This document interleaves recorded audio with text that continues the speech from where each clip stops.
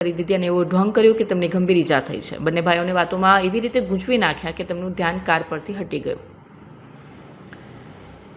જ્યારે બંને ભાઈ અકસ્માત મામલે દલીલો કરી રહ્યા હતા ત્યારે જ પૂર્વ આયોજિત કાવતરા મુજબ અને બે લૂંટારૂ એક્ટિવા પર હેલ્મેટ પહેરી ધસી આવ્યા। એક લૂંટારૂ એક્ટિવા પર તૈયાર ઊભો રહ્યો અને બીજા એક લૂંટારૂએ ફોર્ચ્યુનરની ડ્રાઈવ સીટની પાછળના કાચ પર થરકી અને હથિયારથી તોડી નાખ્યું।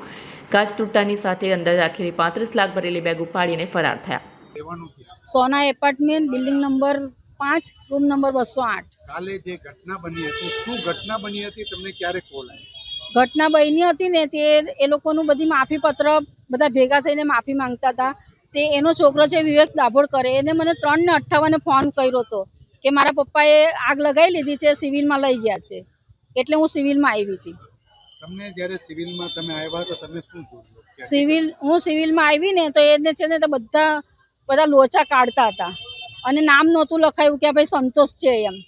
એની ઉંમર કેટલા સાલની છે? 53 વર્ષ છે। શું કામ કરતા? એ રિક્ષા ચલાવે છે। હવે તમારી માંગો શું છે ને તમે શું ત્યાં જે આપઘાત કર્યો તેનું કારણ શું છે?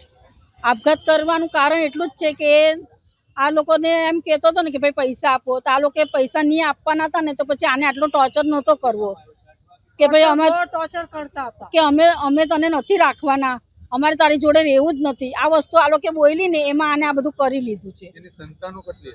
સંતાનો 2 છોકરીઓ અને 1 છોકરો છે।